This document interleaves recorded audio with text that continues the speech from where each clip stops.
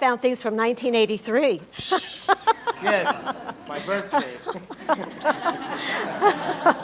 And in fact, you say, I was born misunderstood. What does that mean? I feel, I went to Performing Arts High School. I don't know if you guys are aware of PA. And I have to say that it saved my life because as a kid, I always felt, off your cell phone. and that includes me, 2 missed calls. Oh my God. Isn't it great to know that somebody loves you? I always felt like an outcast. My mom used to joke, hello, sir. My mom used to joke that she found me in a garbage can when I used to complain, are you sure I'm your son? And I think that the actor is someone who's somewhat apart. Had I not gone to Performing Arts High School, I do believe I might have ended up a statistic of cliquism and conformity. In high schools, they teach you not how to be an individual, but how to kind of fit along, how to conform, how to be the average consumer. And the thing about Performing Arts High School is it was a collection of outcasts, of freakos to some people, people who like dance and theater, and the rest of us alleged homosexuals. So, no, I grew up in the Bronx. I mean, I was the first guy with straight leg jeans in my group home for boys. That was the first indication to them that there was something kind of wrong with me until it became everybody else's thing. And I think that actors in general, we're pioneers, we're people who, I call us emotional, well, besides emotional prostitutes, which is the obvious, because we do sell ourselves and our reactions, people go, what do you do? I go, well, what do you want me to do? You pay me the right amount of money, you reach my quote, I'll tell you what you want to hear the way you want to hear it, basically. But there's a more noble end to that. And I think that we're astronauts. We're the people who go into the outer depths of emotional space and bring back gems for the rest of us who aren't as fortunate. We go somewhere and we come back. So I felt like an outcast. Even at Performing Arts High School, I felt, like just different. I think it's because of my empathy. I tend to feel for people a bit too much. And instead of trying to, work that out of my system, I made it my profession. Well, do you think that the fact that you had kind of a tough childhood fed into that? I think it does. I mean, adversity. It's the best thing that could happen to you. I mean, it's not every kid who decides to go away from home and sign himself over as a ward of the state. Well, I knew at the time. I knew what I wanted to do. I knew as early as 5 or 6 when I played my first Mexican. And it's true. I'm a Puerto Rican kid from the Bronx, but I was playing a Mexican jumping bean way early in my days. Little did I know, things to come. And and I knew my first taste of celebrity came when I did The Sound of Music. I was Kurt von Trapp, the little blonde, Austrian kid. And instead of all of the kids having puppets, the 3 older kids puppeteered the 3 younger kids. And I remembered watching Kitty Kitty Bang Bang or something where Dick Van Dyke did this whole thing about being a puppet. And it stayed in my head. And at the time, I didn't know, I couldn't do that, so I did it. And I did it so well that from then on, people would be like, yo, Puppet Man! And I was like, the people I was afraid of are actually saying, what's up to me? This is good, That was the first taste of notoriety of some sort. In your neighborhood, you're loved all of a sudden, unconditionally. You performed, they felt it, and all of a sudden, there you are. You belong. All of a sudden, you feel finally, as an actor, you belong. So from then on, I went to Performing Arts High School. I auditioned for that. The Moon is Down by John Steinbeck. I played the mayor of a Norwegian town beset by the Nazis. I didn't know how miscast I was. I did Socrates' Lament, or the thing where he basically condemns the people who, you who are about to kill me. And I should have had 2 monologues, but I only had 1. But that one was convincing enough that it got me in that school and I think saved my life. When did you do the bacon sizzling in the pan? Oh, right. That was right before that. You see, James Moody, who was an actor who was in Bad Boys, one of the guards, African-American, balding. He was in Fame. He played the acting teacher in Fame. He was at Juilliard at the time, and I was in junior high school in the Bronx, and they had a traveling theater group. And they would take it to the inner cities where theater games weren't even, heard of much. And they did this stuff that just, I came to life. I felt like the guy in who's that? Is that for me? No, okay. I felt like that in Chorus Line, that I can do. I wanted to jump in there. And I was baking. I was sizzling. You throw yourself into these moments where everybody else is looking at you weird, but I'm just going like that. I was an airplane, and I was an instrument. I was whatever I could be. And the thing about being a child that's really good, that makes me tell people, always keep the inner child very close to you, is that you don't have to tell children to prepare when you say, the enemy is out there. We're playing at war. You just say that, and they're already in their state of being. They immediately hit it. They don't look at you and go, oh, come on. The older ones, okay. But I'm trying to say is that inner child is something that I've never been able to really put away too much, and thank God, because Yeah, I've noticed that. Well, it just keeps you, it's all relative. No matter how old you are, you're still a baby to somebody else, to your parents. So I think that the key is to be childlike in your attitude, not childish, and there is a difference. But basically, performing arts saved my life. So then you went from being a piece of sizzling bacon Yes. to appearing in The Tempest with Raul Julia. Sizzling bacon, wait, a hot piece of meat. Why do I feel like that? Yeah. So, here you are, this kid from Performing Arts High School, Yes. and Joe Papp casts you in The Tempest. I was one of many Ariel. And we had Ariel. Anybody knows The Tempest is Prospero, and there's this amorphous spirit Ariel character who was played by a sumo wrestler, 5 adults, and 5 children. And we were all one. And it was quite an interesting thing. It was, again, the early 80s. The 70s were still in effect. And it was theater, Mabu Minds. It was all experimental with movement and stuff. And Raul Julia, who was, I had to tell you, to this day, I have to say, I have to give a hand to my hero, Raul Julia, whose talents I had not even fully gauged until he died. And I was at a memorial where they showed videotapes of him that I didn't even know existed, doing all sorts of things, from opera, theater. The man was larger than life. And I was able to work with him in my 18th year and absorb some of the larger than life spirit of him. Raul Julia, I'll tell you a really quick story, taught me how to eat seafood. I hated seafood. To me, lobsters, crabs, if you look at them, those are insects from the ocean. What do I want? Insects, big insects from the ocean. I'm thinking, oh my God, you boil a cockroach, that's the same thing,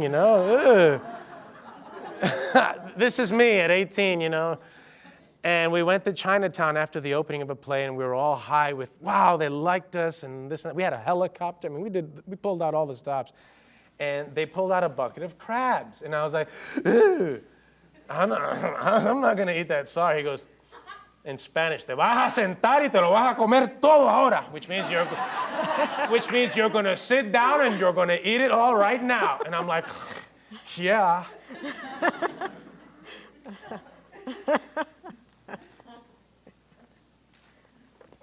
The whole bucket, I finished. And within that one little parenting moment, that one beat of, he was my father at that moment. My father I didn't really have.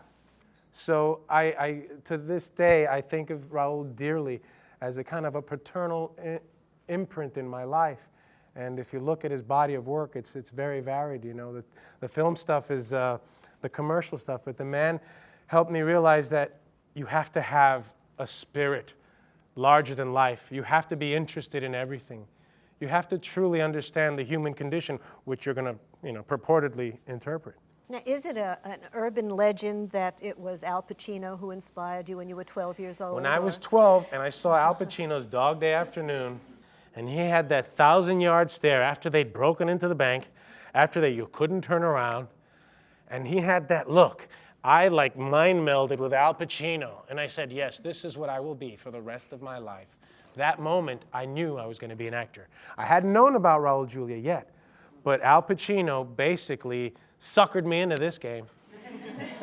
But, you know, how motivated you must have been, because I guess it caused a rift in the family, which caused you to leave home and... Yes, my mother was a Puerto Rican yenta, you know. She was only interested in me doing two things, which was going to school to become a doctor or a lawyer. Because she would tell me, you love science so much, you're a natural at healing and all that stuff. You take things apart, you put them together, and you talk. And you talk, and you talk. You should be a lawyer, you know. You could argue your way out of a paper bag. So I thought, okay, that sounds nice. I like the concept of being someone's, you know, mouthpiece to help people out who may not have that. But I thought, wait a minute.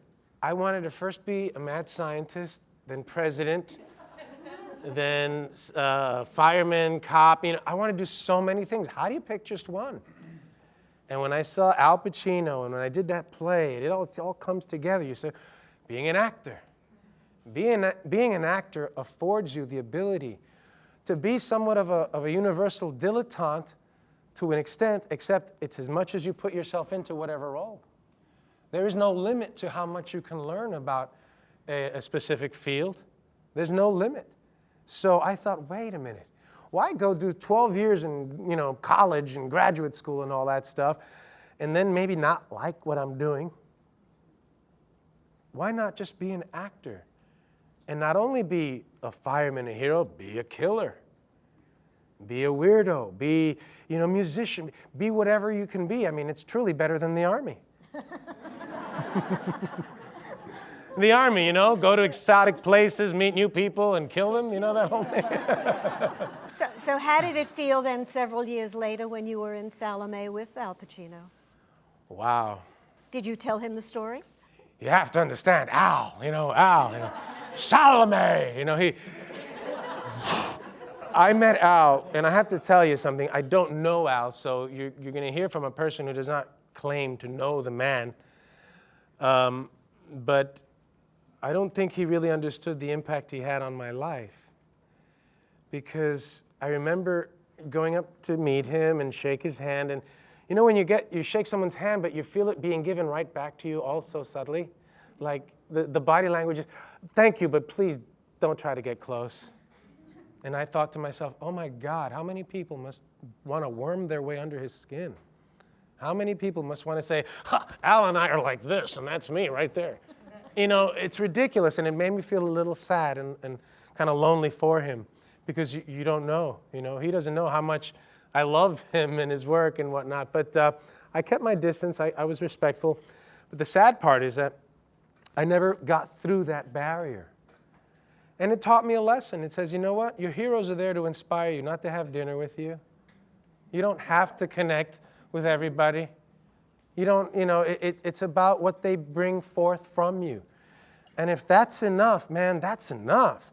Right there to be told, you know, I named my child after you, or I became an actor after you. To me, that's like, oh my God, thank you. That's, you know, that's an honor. So I had to learn how to swallow the pain of kind of feeling like an artistic father wasn't acknowledging you as one of their own. And it was interesting because I felt like I opened for Al Pacino on Broadway because I played the young Syrian. It's a very difficult play. I don't know how many of you guys have attempted Salome, but it's not one of Oscar Wilde's most easily interpretable plays. I killed myself over Salome, and by the first half hour, I'm bleeding to death on the floor. Nice and melodramatic, the way I like to go.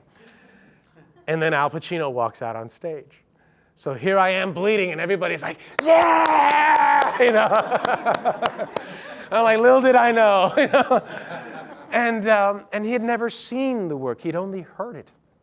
And I felt like he didn't like what he was hearing. You know, that's kind of hard to hear when you're an actor coming up in the business. And then I heard that he came out one day and during a rehearsal to see it, and he got the big aha. And did that make me feel better? It was like he didn't get it, and maybe he didn't appreciate it. You know how many of us see other people's work that other people adore, and we go, I don't know. I mean, we have to be polite as actors and not interfere with our own, you know, warped idea of what's good or not. It's such a subjective industry that it's not a science, you know. It's an art. And I have to say, I wish that he really understood how much I felt for him, but, you know, Salome and John the Baptist got invited up to the house up the Hudson. I didn't.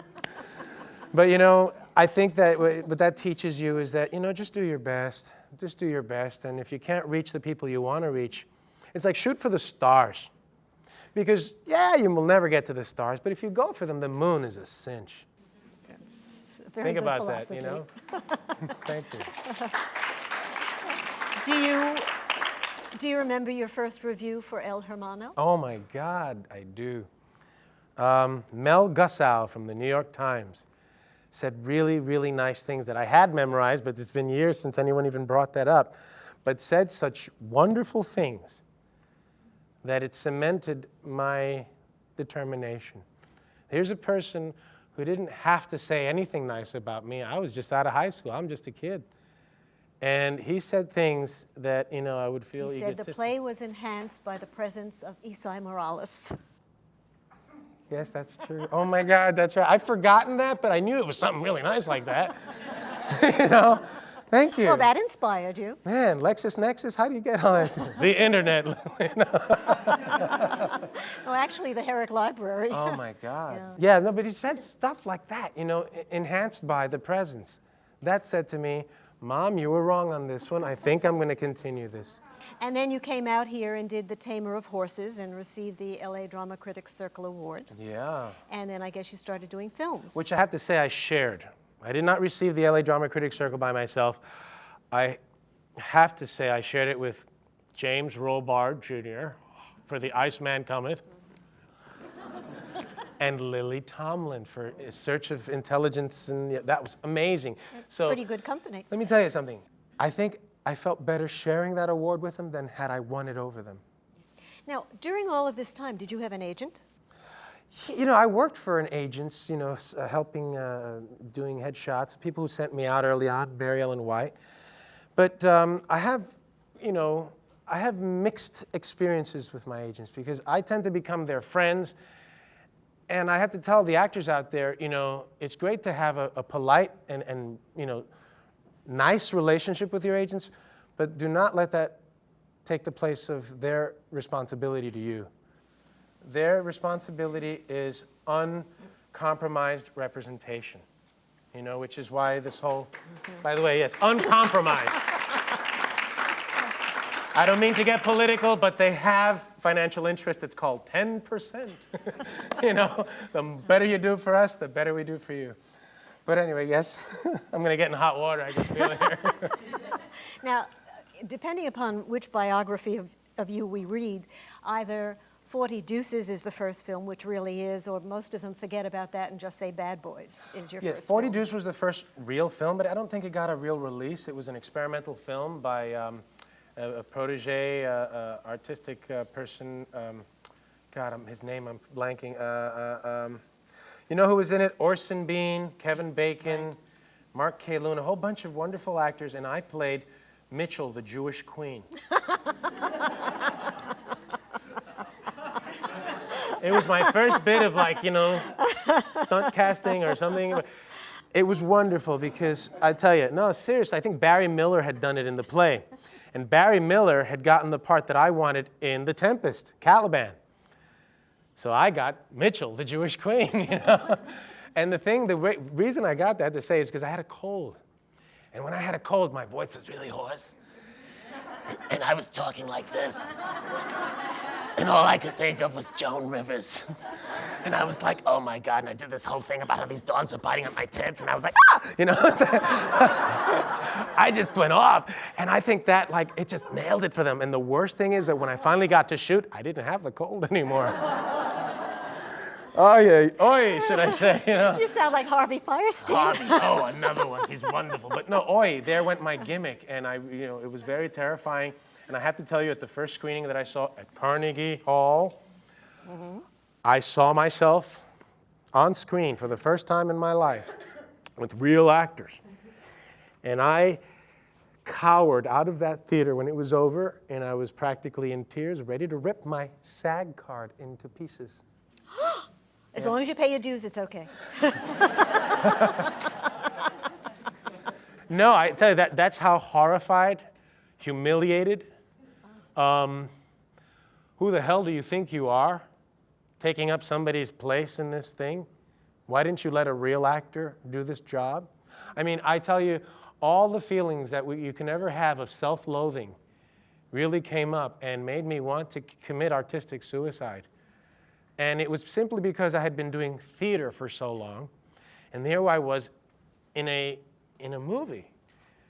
And the fact that the camera captures all your inner nuances and reflections, I hadn't really dealt with. So here I'm watching two people, the camera's here, it's a three-people scene, and I'm reflecting every word that's coming out of each person's mouth, and I was just mortified, horrified. I mean, I can't tell you how horrible. I mean, I was like, did not want to be seen, cowered out, because, you know, oh, you're not, you know how people lie to you sometimes? Ray, no, really, and you... So Bad Boy was a very different experience. Not only was it a different experience, but here's how funny the industry is. The producers of Bad Boys had asked to see me because they saw that thing. Mitchell, the Jewish queen, to play a guy who was going to be like the intimidator. Another story that I like to share with actors is this. When I went to audition for Bad Boys, you know, I was very sensitive because I'm, you know, a young Latino wanting to, you know, change the world through the... Seriously, I mean, I was a Beatle freak, so, you know, all you need is love, and, you know, the Beatles, for me, are the core of my artistic existence, I have to say. Let's hear it for John, Paul, George, and Ringo. Anytime, anywhere, I will sing harmony. just bring it on. And I went to this audition, and there I am sitting in a room waiting, and you know the feeling you get when you're in a room, and everyone there is so much better for the part than you.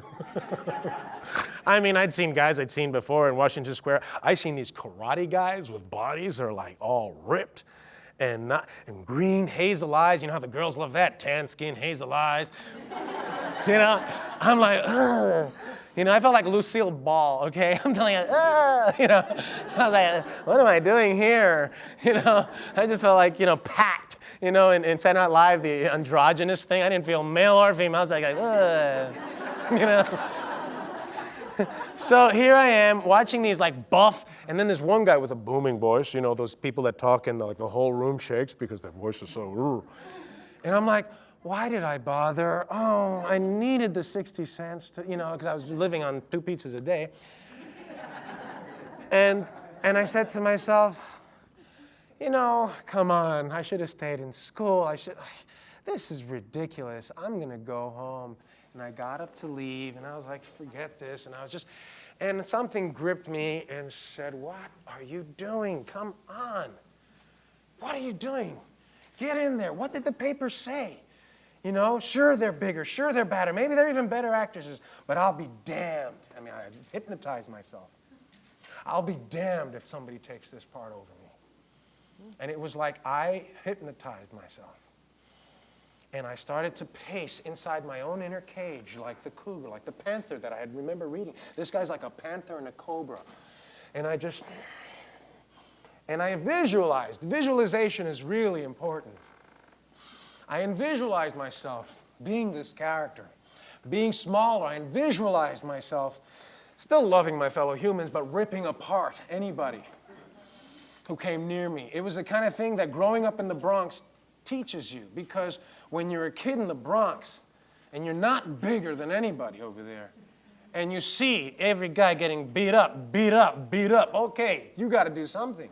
And the one thing I noticed that nobody messed with was the crazy kids. Okay? Oh, don't mess with him, he's crazy. So in my head, I was like, okay, think quick. So you just have this person, you go, and your inner monologue is, come on, bring it on. I'm going to die anyway, but I'm going to take a piece of you with me to hell. I'm going to take a piece of you and your ear and your fucking eye. And you mean it. And you have to mean it, because at this point, your fucking life depends upon it. Self-bleeping is another thing I learned. Self-edit goes a long way. Your life depends upon it. There's nothing better to teach you any lesson in life than your ass is grass if you don't get it. So I have to say, while I did have a hard life, it informed me. It armed me. It helped me realize that, you know what? there's worse places in the world than the Bronx. It's all relative. So if I could make it out of here and do something.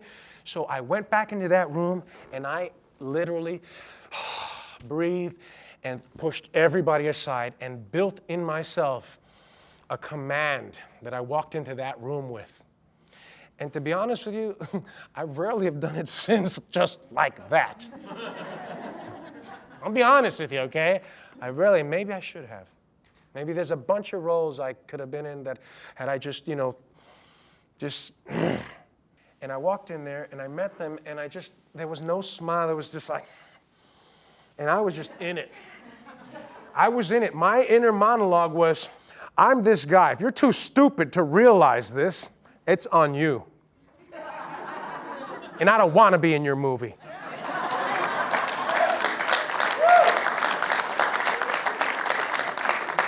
A little BS goes a long way. And you know what? I didn't hear again from them. And I thought, okay, fine. I'm not going to sit and wait. 2 months later, remember that movie you auditioned for? You got the part. Simple as that, not even a callback. That's called making an impression. And, I have to say that when I did that film, I was green, 19-year-old kid.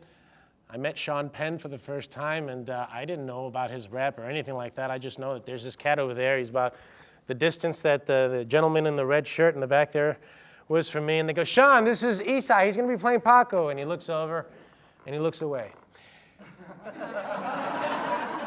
And I'm like,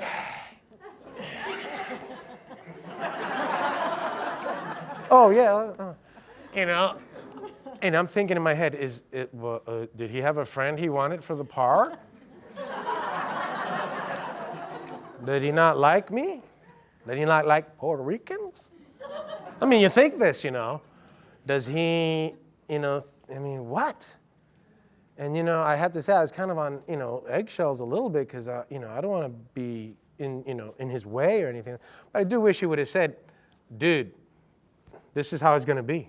And I'll be like, you're on. But halfway through the movie, he hurt his ankle and we had to stop shooting. And he asked me and this other actor to come to the room. And we thought, oh, an audience. And no, listen, the guy didn't even sign his per diem. He signed it Mick O'Brien. I was like, ooh, he's serious. But I'm thinking, he don't sign his paychecks like that, I bet you. But anyway, I have a lot of respect for the man. Especially lately for his courage. Regardless of what your opinions are, the fact that he can exercise his Americanism should not be lost on anyone. Anyway, he walked us into the room and he said, listen, I've been watching the dailies and I just have to tell you I like your work and, keep up the good work. And I looked at the guy like, oh, I didn't know we were still auditioning, but killer, go on, Okay, if he likes me, I guess, he's a good actor, man, So it was an interesting experience. La Bamba. Oh, my God.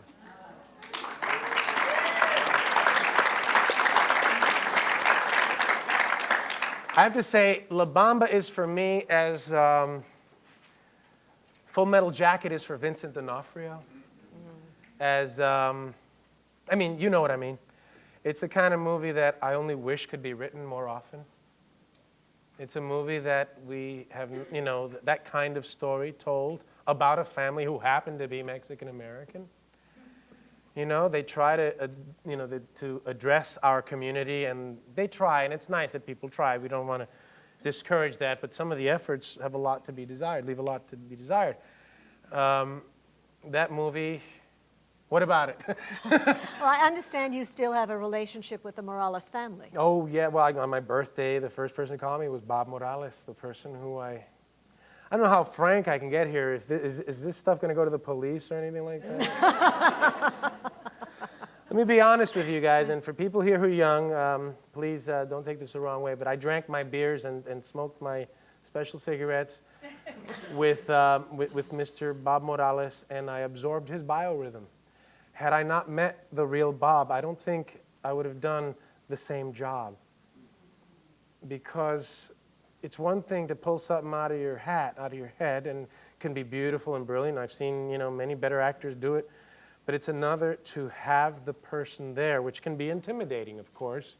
But when you let go of all that and you hang out, and he talks to you, and you throw a couple back, and there's no time limit, and you listen to his stories, and you watch his body rhythm. He is where I got the whole Bob. This is Bob in one gesture, okay?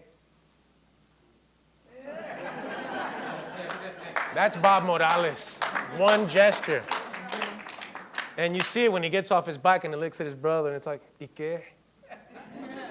You know, ¿y qué? Which means, and what? Bring it on. What do you got for me? In Chicano, you know?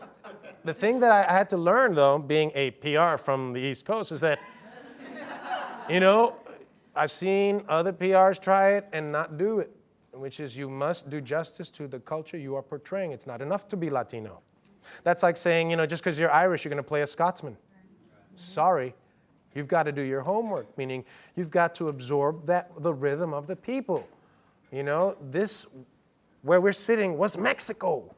There's a difference coming from an immigrant culture to a culture that was actually, this was Mexico. You know, and not a lot of people understand that we are living in what you can call occupied Mexico, in a sense, annexed Mexico. So as some people say, go back to where you came from, some people say, no, why don't you go back? They were here first. It's called La Ciénega for a reason, Sepúlveda, you know?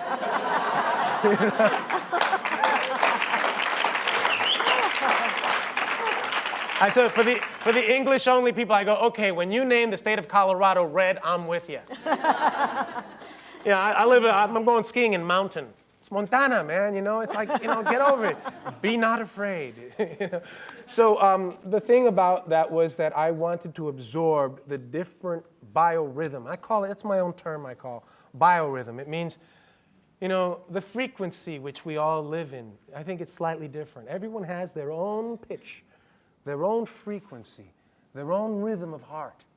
And if you're always on your own, that's fine. You'll be John Wayne, and everybody will love you, John Wayne. Genghis Khan don't want to talk about it. But, you know, you'll be a star. You'll be a celebrity because people are going to pay to see that biorhythm. But I think that what most of us here want to do is transcend that and be able to literally transport themselves and walk in someone else's biorhythm. You know, walk in another one's moccasins, as the Native Americans taught us. And I cannot thank him enough. I kind of wish, you know, so much that we would have a script like that a year. But it's been 17 years, guys, and I've yet to come across a script just like that, with the exception of Mi Familia, which was another great movie. Yes. Wonderful. I actually was surprised to read that you've done 42 movies. I never counted, thank you. That's news to me. Well, I mean, that's quite a body of work. It's quite a body of work, but I have to tell you, you know, unlike Colin Farrell, who's done, you know, maybe 14, but he's making 42 times what I'm making, you know, it's, a lot of that work was tune-up work. A lot of that work was work that I'm not always proud of, to be frank, you know. I'm proud of being an actor. But I wish I had, you know, like everyone else, I still wish for those great parts. I still wish for that great material, that great director, that great you know, actor. And it's always a challenge. I was talking to someone who said to me, you know, because I'm talking about, I'm going, my God, you know, I'm an American, first and foremost. I was Brooklyn born, Bronx bred, Queens crucified, Manhattan mainstream. Everything but Staten Island, and they don't even want to be part of New York, so sorry. So I'm a New Yorker through and through, which I think this is wonderful that I get to play a New Yorker on NYPD Blue, thank God, finally.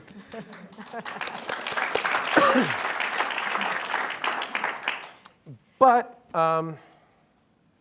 it's frustrating to be an actor from here and see other actors from foreign countries come in and just, excuse me, oh my God, you know, and the red carpet put out, you know.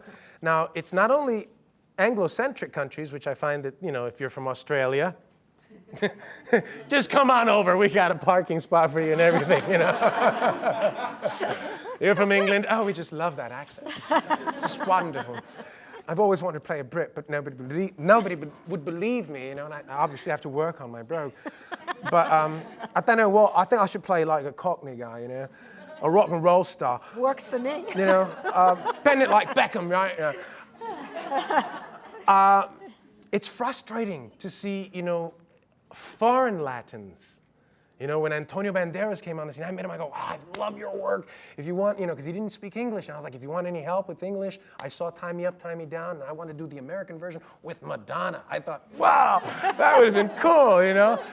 Little did I know that, you know, I should ask him for advice and help, you know? But it seems like we have a fascination with the foreign, and we kind of take our own for granted a little bit.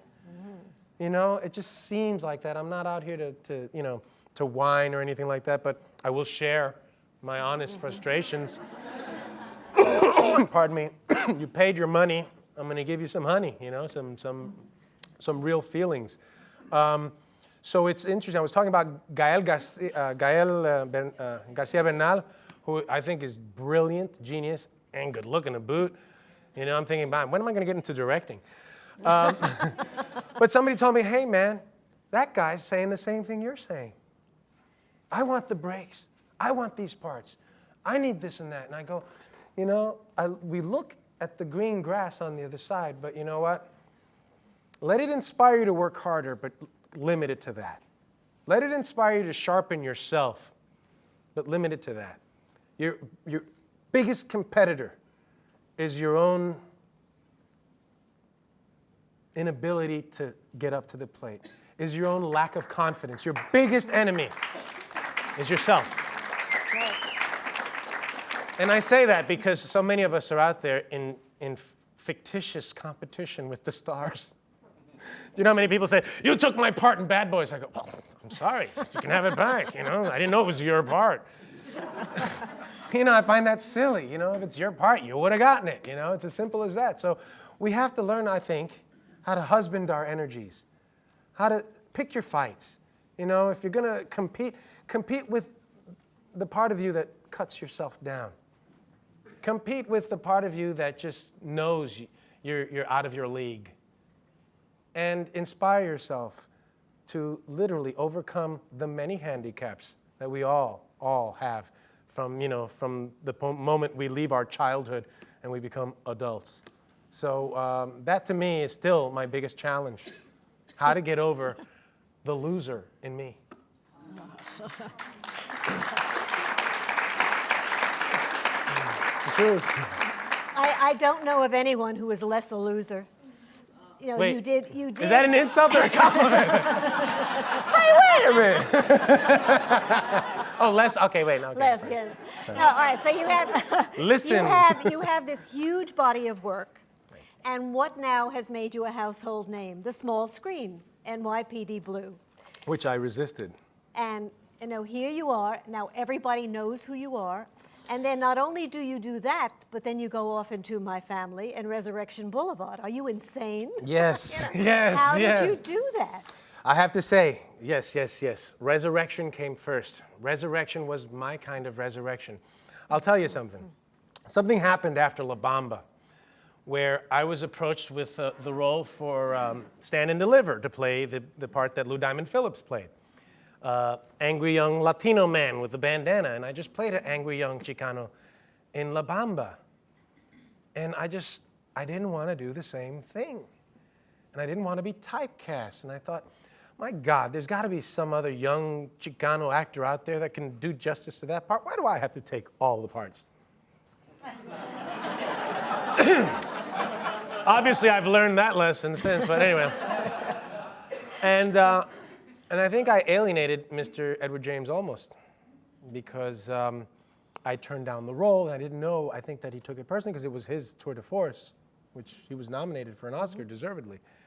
But I wasn't wise at the time, and I thought I knew better, and I said, well, let me, you know, come on, I want to do something different. Now for Lou, I didn't know they were going to go to Lou. Had I known they were going to Lou, I would have done it just because I would have just felt a little more authentic. Just me, because I'm a Latino, whatever, taking nothing away from Lou, who was going to moderate, but all right. Which makes it easier for me. No, anyway.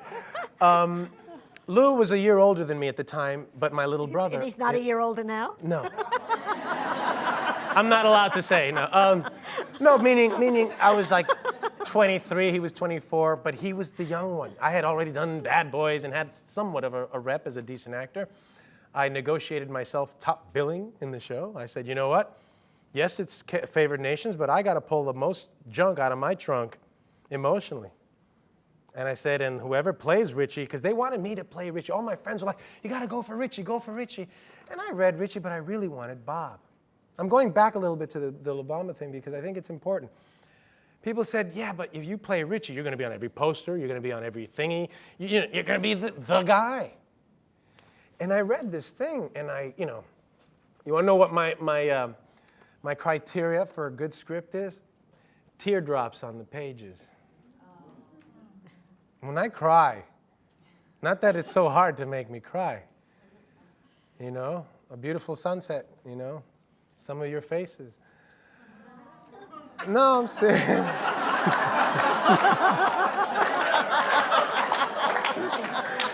I'm not campaigning, I'm not, really not.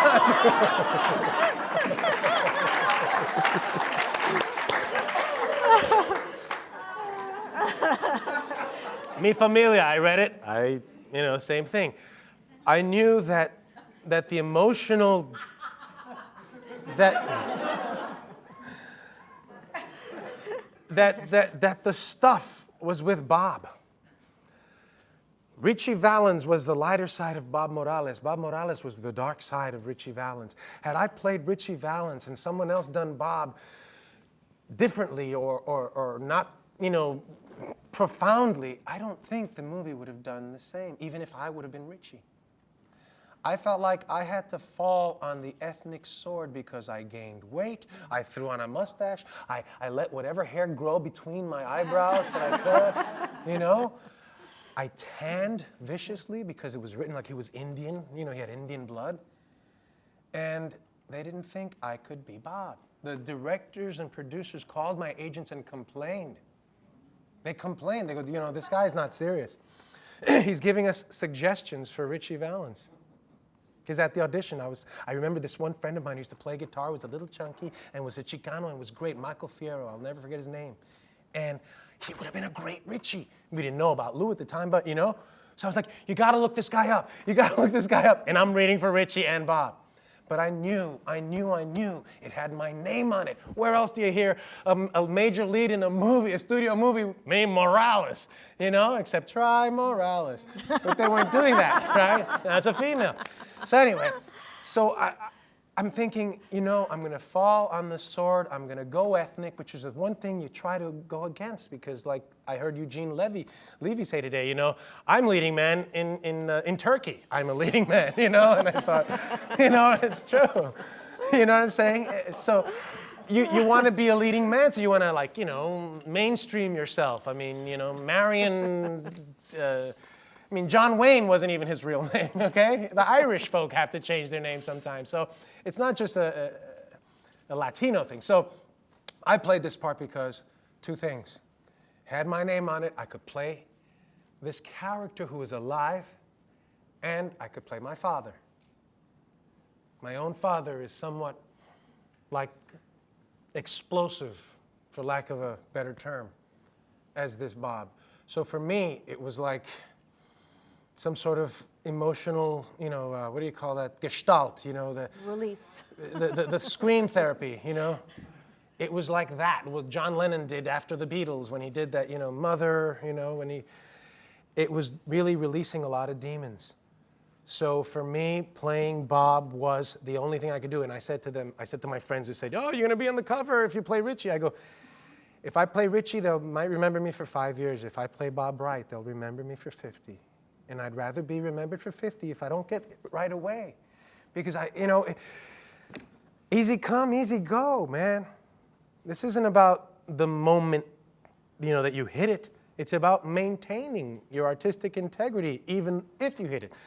The pressure to sell out is so much more when you succeed because something hit before and people want you to go do that thing again. So the challenge of an artist is to, resist the cliche, resist the, what is it that in this great book? There's a book, and I was reading it, and I haven't read this. You guys ever heard of a guy named Stanislavski? He's a Russian guy. Anyway, look him up. The most convincing quality of our art, and I quote, is its sincerity. Anything sincerely said or done never arouses doubt. Sincere laughter is always contagious. False artificial laughter is repulsive. Sincere tears always touch you, but you will never believe the grief feigned by false tears. Sincerity is the charm of a person. The actor who has sincerity on the stage cannot help being charming. It is impossible to separate this quality from his creativity.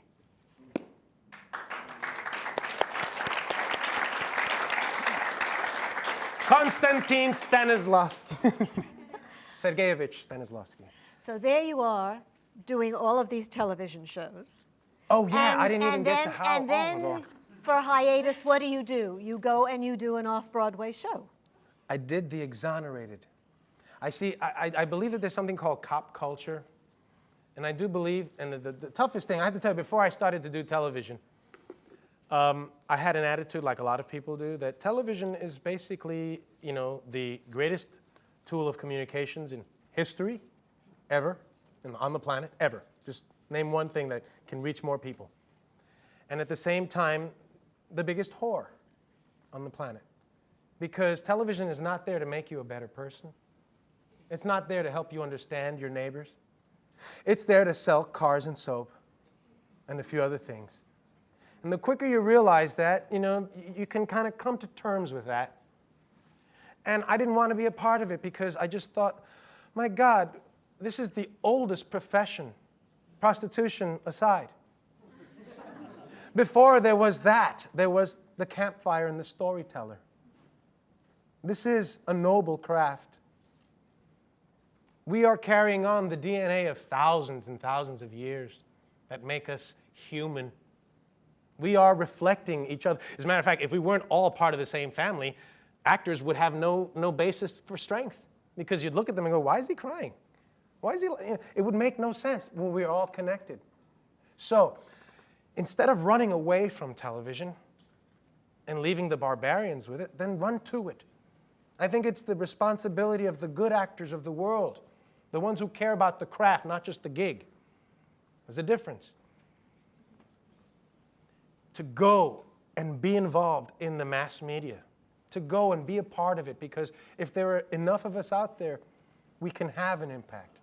But if we run away and say, oh, well, that's just for, people who have to do it, we give it up, and we give up our power. So I decided at a certain point, after La Bamba, I didn't want to do schlock. I didn't want to do the gangbangers. I didn't want to do the stereotypical parts, the 3 H's, hysterical, hormonal, and overly humble.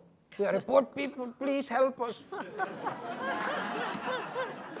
I mean, if I see another Mexican or Latin village, saved by the 7 white cowboys, I'm just going to throw up. I'm sorry. I mean, I'm part white too. The white in me is a little offended, And it's like, so I decided not to do, but I suffered. I suffered lack of momentum. In this industry, they forget right away because there's 20 people right behind you ready to make their mark. So people were like, are you still acting? I liked you in that movie. Have you done anything else? And I had, stuff of quality, but not, And I just got sick and tired of it. And a friend of mine said, Esai, why are you driving that car? Why do you cut yourself down? I suffer from having a very large personality. As you can see, I'm not too shy. But yet another part of me is terribly shy. I don't want to bowl over people with my personality. I've been accused of that in personal relationships. You're overwhelming, I can't take you. Okay, so I try to underwhelm. And you know what? It's a mistake.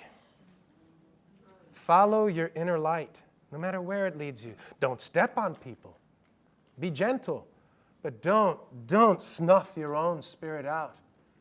And Nelson Mandela gave a great speech about that.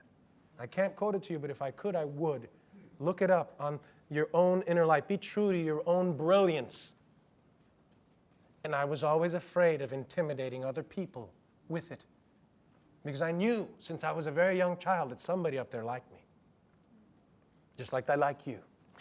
Because if not, I mean, of all the people here, you're all each unique. You're all each. I mean, you know how many sperm cells were trying to fertilize the egg? Do you have any idea? But yours got through. Wow. Honor that, I tell all the students I talk to. Honor that. Honor that. Don't give up on that. There's a reason why you're here. Your first successful audition. Yes. So I decided, my friend said, man, stop, bet on yourself, Esai. Buy that house. And I didn't have the money, really. I want to have more than half of what a house costs. It's ideal. You have, if a house costs 100, let's just say for a number, $100,000, you want to have over 50 in the bank to at least, Well, I didn't have this house, all of it. I had maybe a third. And I went and bought it. And it was after some emotional turmoil where, I'm sure many of you out there have deep-seated problems, no matter what they are. Listen, it could be nothing, but if it's your problem, it is the biggest problem in the world. I have rich friends that are suicidal, and I go, what are you talking about? You have everything. Yet they have no soul. So, we have to know that, so I underwent a degree of almost spiritual suicide where I was literally thinking of just quitting the business, maybe quitting life. I don't want to get specific about it, but believe me, I had my reasons. And I thought about my mother.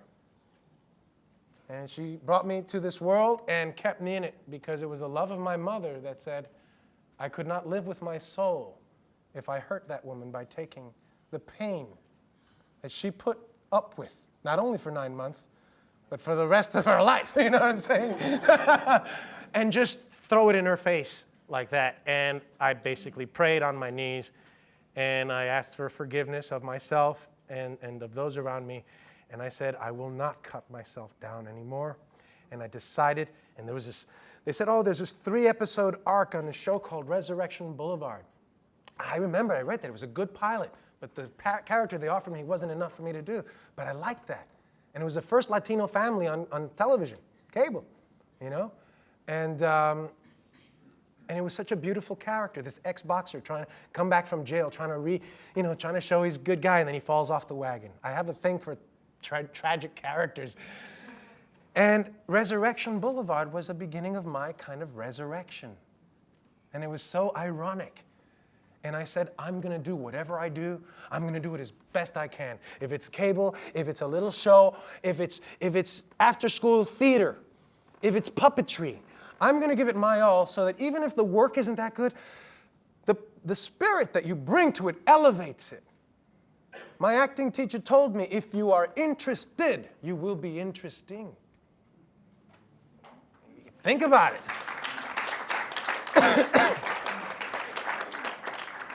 And a lot of people phone it in. It's a gig. They're embarrassed, whatever. I don't care. You took the job, give them your money's worth, and then some. Their money's worth, and then some. Then I remember I had done a pilot to a show called My Family, American Family, which was a takeoff of American Mi Familia, but in modern times. And we did the pilot. It didn't get picked up by CBS, but all of a sudden it got given to, CBS, it got given to PBS. So that thing came out of the blue, and they were talking, the rumbling was that they were going to start production.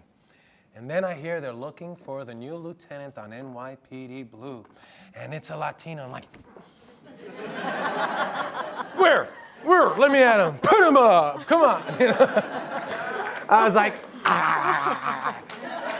I mean, you wait for years for somebody with authority, with intelligence, people skills, kindness, strength. This character that is a godsend. And he's the kind of character I've been clamoring about there not being enough for people like me. Americans with, dark hair and spicy, flavor. I felt like we were always added to a cast as like, we need to add a little spice. Get him, or put some Latino in there, spice it up a bit, Number one condiment, And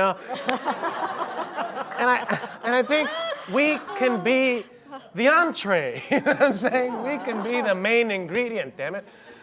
And I said to myself, okay, this is how you're going to pay for this house. This is it. I'm betting on myself, and here they are. Trifecta. If I could pull this off, I will in 1 year have worked on 3 separate television shows and networks at the same time. With the help of my manager, who's right here, Eric Kritzer, please. Right here, stand up, Eric. These people want to see you. Right here, Eric Kritzer.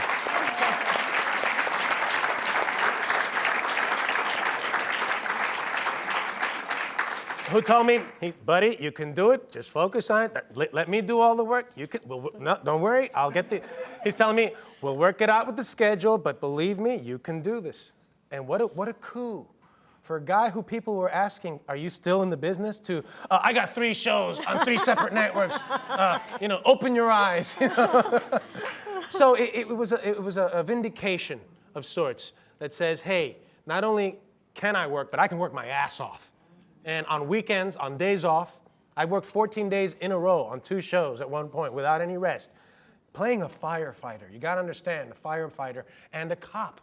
After 9/11, I was blessed to be playing the 2 most noble characters in our country, a cop and a firefighter. I had to say, wow, thank you, God. Talk about heroes, So what was the need then to go and do stage again? Well, I had finished the season, my 2nd season, and to be frank with you, I thought NYPD Blue was going to open up a lot more doors than it has. Keeping it real here. You know what I'm saying? Eric, you get to that. And but it hasn't exactly happened like that. But here's the thing: you just keep your head about you, keep your wits, because the people around you don't know how frustrated you are with your career, and they don't have to. That's for you and your managers and your agents and the people around you to tackle with. The fact is, you keep your head up, you work hard, and stay consistent. And then I got this script, a little kooky script called Isla Bella from a friend, and my mother in La Bamba, Rosana de Soto, told me, come on, Isa, let's just do this. And this thing wasn't even finished. It was like 2/3 finished, and then it went into, and then, like narrative, and then this scene, and then that scene. I'm like, oh my God. And I was up for a really big part with like Rod Lurie directing, who had done the, Rod Lurie, the Last Castle and the Contender. I mean, major material. I mean, whoa. And I was going to play a military like officer, another leader of these guys, and the movie fell apart. And that was going to be a big thing for me, But I went and did this little movie, which I was kind of like, oh God, it's really important what you do after such a big thing, You got a lot of attention on NY. Okay, they're going to look at you. What's your features going to be? And I thought, okay, let me just work. Work begets work. And I get there, and I'm going, oh my God, what have I done? It's like most low-budget movies, it's chaos. And the director was just replaced. And the new director, a woman, thank God. I'm on the board of Women in Film, by the way. I want to support that. And boy, did she have her work cut out ahead of her. But, even though we thought this thing could be a real stinker, we still gave it our all. And now they're calling me, telling me, you're hysterical. It was a comedy. This is funny. You got to do more comedy. You're really good in this. You're stealing. I'm like, really? Keep talking, yeah. Really? And you know what? This thing might be great, or it might not. It doesn't matter. What happens is that an experience that I thought would be a nightmare turned into something that we created something. We brought it up. We brought it up a notch. Everybody. A. Martinez is in this. God, who else? A bunch of wonderful actors who are going to kill me. But the fact of the matter is that we thought it was going to be terrible, and it ended up being something that was really fulfilling. So 1 month, it was supposed to be a 2-week gig in Miami, turned into a month. Then I went to Woodstock, New York to, go to my home state, and never been to Woodstock, some spiritual regeneration, reading a script I want to direct. And then I hear about this play called The Exonerated. And this friend of mine at the network says, oh, you got to see this play, it's right up your alley. I go, what do you mean? She goes, it's about the death penalty, and it's just, trust me, you got to see this. You got to be in it. I'm like, really? So I call my manager, and he goes, what is it? It's right on it. He calls me back, he goes, there's no Latinos in the cast. And I'm like, wait a minute. We're underrepresented on TV. We're overrepresented in prison. We're overrepresented on death row. But there's not one Latino character in a play about 6 death row inmates? I guess we're all guilty. Because it's about the exonerated. I guess, these are people who've been freed from DNA. Gee, I guess we're all guilty. Didn't bode well, and I was pissed off. And I told my manager, don't take no for an answer. Come on. He's like, well, all right. He went back there and he gave it to them within a couple of weeks. I'm getting ready to come back home. Still not another job on the horizon. I'm going, damn it. Guess what? You're getting an offer to do The Exonerated. I'm like, yes! And guess who I play? I play a guy named Kerry Max Cook, who's a real life person, who spent 22 years on death row. And I had a weekend, basically, to prepare this material. That's a staged reading. It's like a concert reading where you have 6 actors plus a few other actors that are interchanging roles, and you have music stand with, the script is there, but everybody knows it. So I couldn't just read it. All the other actors knew it by heart, and I was like, okay, Robert Carradine is playing another guy. Dina Merrill is playing Sonny Jacobs, the only woman on death row. And I'll tell you a funny story about that. I don't know if Talia told you. I'm freaking, because of course I leave everything to last minute, like the terrible person that I am. And it's like Sunday night, we go on Tuesday, first rehearsal is Monday, and I don't have all these words down. And I'm like, trying to get the words. Monday, we're going to the rehearsal, I'm late, I'm almost late, it's like 5 minutes, and I make a right on 5th Avenue, there's a cop, pulls me over, I'm like, oh no!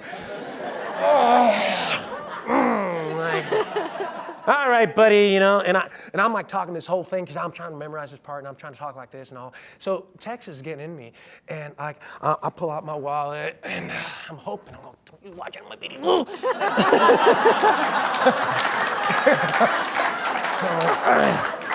I'm like, I got it right here, sir, and I'm like looking around, and I'm like, Policeman Benevolence Association card. I like flash that around a little. Because I don't want to be obvious, but I'm like hoping he says, oh, what's that, I'm a friend of the force, hello, I'm like, here it is. And he's got a lady waiting behind me, and he's got me there, and he's starting to and he's just like, sir, I'm just, I'm like, and he's starting to write down the ticket, or he's starting to get ready, and representing NYPD, NY's New York's finest doesn't cut me any slack, does it? And he goes, you're the lieutenant. Just get out of here.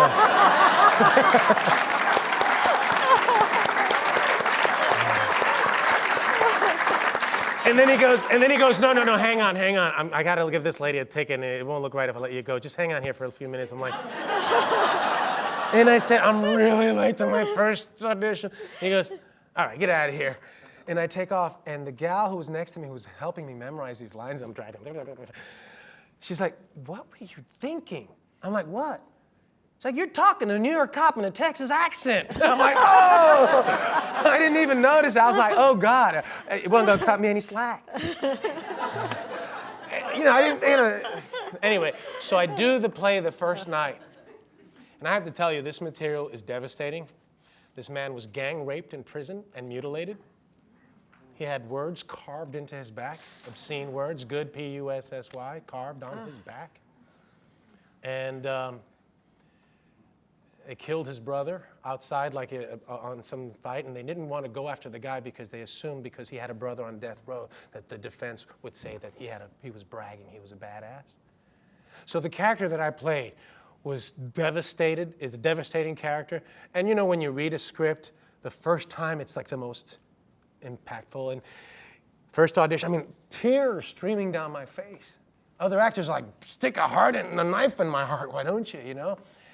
And I did it in my own voice with a Texas thing going here and try not to overdo it because a lot of actors overdo the Texas thing and they just caricature it.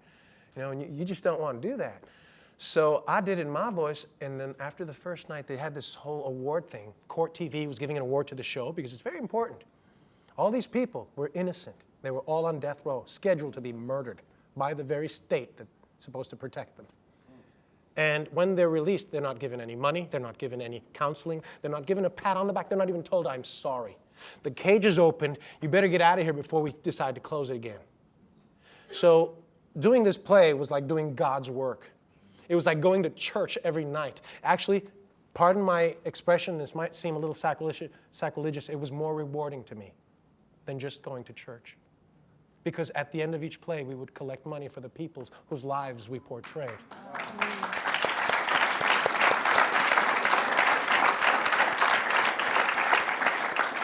That, to me, was the most important theater I've ever done in my life. Was the most important work, theater, television. Nothing made you feel so in touch with your human brothers and sisters as doing that. And after the first play, the real Carrie Max Cook was there. And he hadn't seen it because it's really painful for him to see, and a lot of people, I mean, Richard Dreyfuss, I mean, major actors did his words.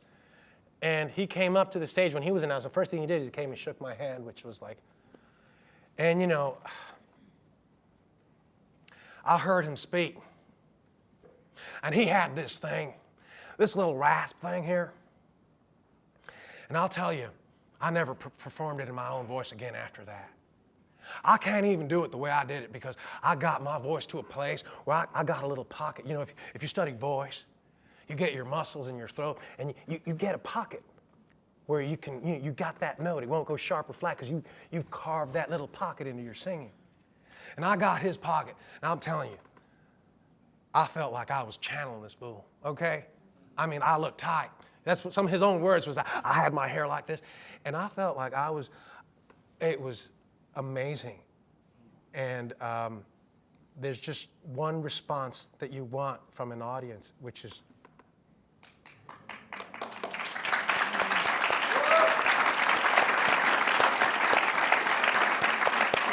so they asked me to stay. The people that say they weren't a Latino in the cast asked me to stay another week.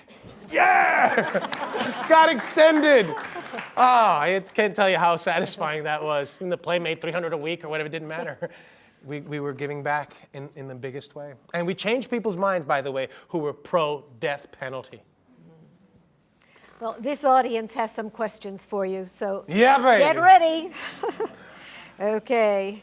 Noelle Michels, I think it is. Does your mom approve of your acting now? She should be very proud. And then, are you married? My mother was really, really moved after I decided to go to Performing Arts High School, and because she and I were fighting over that, I kind of ran away from home at 13, screaming at her, "You are going to tell me what to do with my life?" I would have slapped myself silly if I looked at it today, you know, shut up. But at the time, I was like, thank you, Mom, for life, but I'll take it from here. You know, I was so convinced that I had something to give the world, my people, you know, my stomach. The point is, you know, I felt like I had to do this. And she accepted it because she had to. And she came to see my senior, Spring Drama Festival is the last year of high school, your last semester. We do a play. We do only scenes until then, but finally we do a play and we charge tickets. You're in the theater now. You're taking people's money, you better put out, in a creative sense. And but people have mistaken that in this town. I'll bet. Yeah. So when she saw me, I couldn't see her see me, but my acting teacher told me, Anthony Abeson, I'll never forget this. He said, your mother was lighting up the entire audience. Your mother was beaming. It was dark back there, but your mother's was like that. And that's one thing that can make me cry. You know, to have your parents who resisted you be brought to tears over your work. My father only saw my first stuff a few years ago. Never saw, because he's a fundamentalist. He thinks I'm doing the devil's work, and I sometimes have to agree with him. I go, yeah, it's quite a hell, this town. It can be. But he, you know, my father always turned my other siblings against me, you know, which is kind of interesting. So my mother, I'll tell you when I won my mother over for sure. When I bought her a house.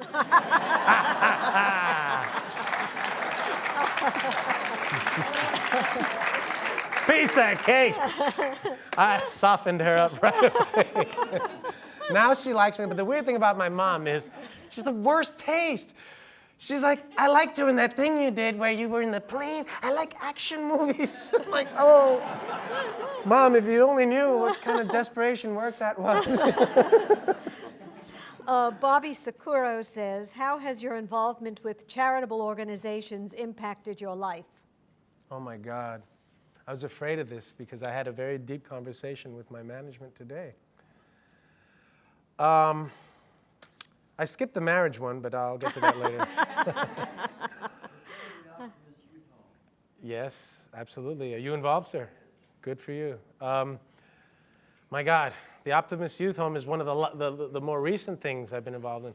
I came from a home for boys, so I'm very, sensitive to the fact, like what she said, that I'd even forgotten I'd said that. But those feelings are still there about, when we help each other, we help ourselves.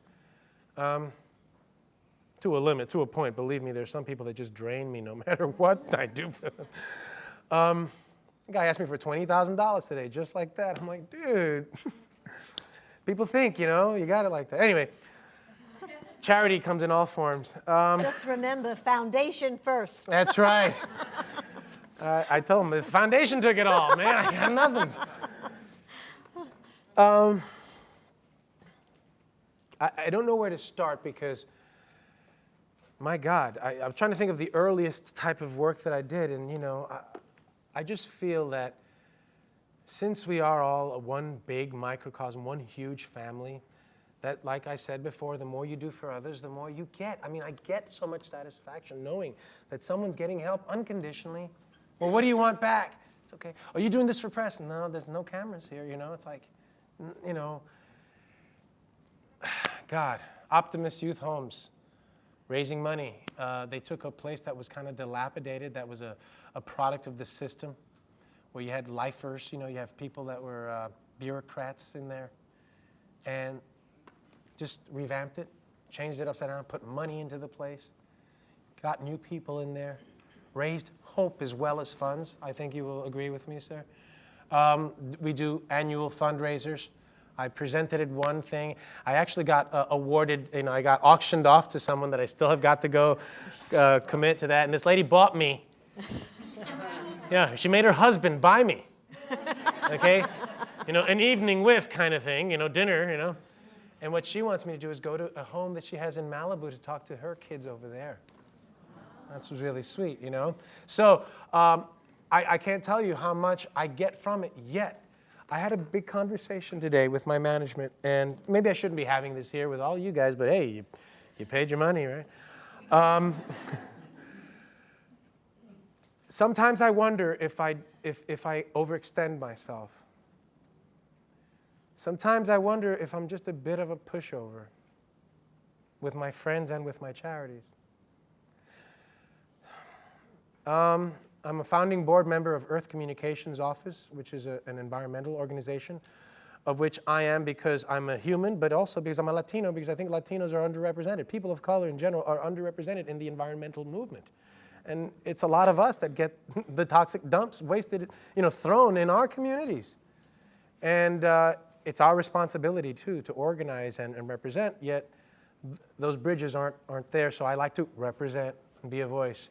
I almost suffer from charity-itis, you know. Name a good cause, I'm a sucker for it.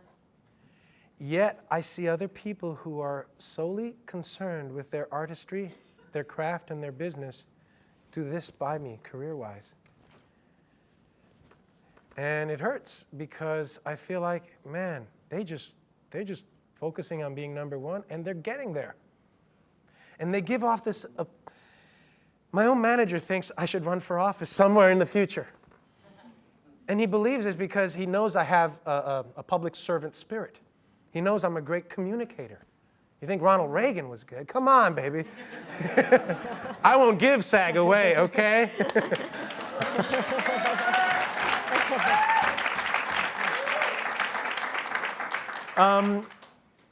I just, you know, I feel for people. I am of black, Asian, from the Indian blood in me, and white descent.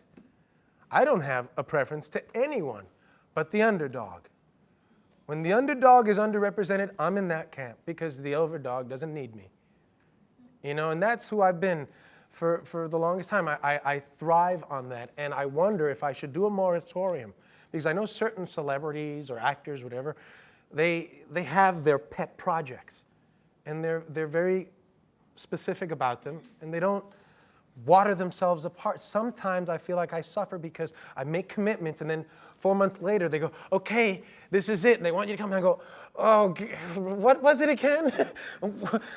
Give me I have to read the page and like bone up on this charity, and I almost feel insincere, but it's not because I'm there for the thought, the concept.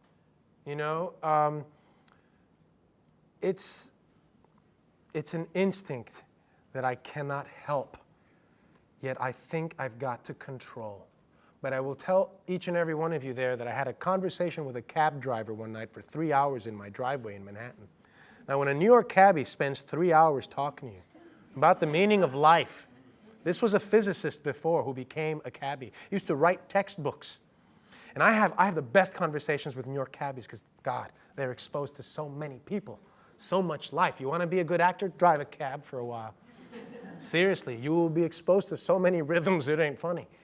And he told me that when he felt the most worthless, that the only thing that got him out of that is selfless devotion to others. Because, man, we could all become cancers of self-indulgence. But when you really help other people for nothing in return, your stock in their eyes and in God's goes up so much. And knowing that your stock is up, okay, maybe only on paper, but you know what? That's your stock. And it's yours, and you know you're worth something. If you never make another movie again, you're worth something.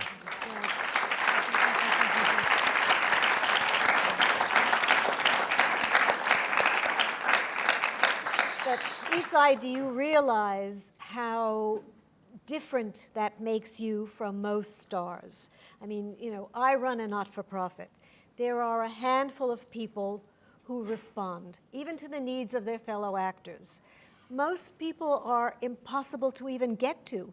You are very accessible. And maybe their career has taken off in other directions, but they're not nearly the human being you are.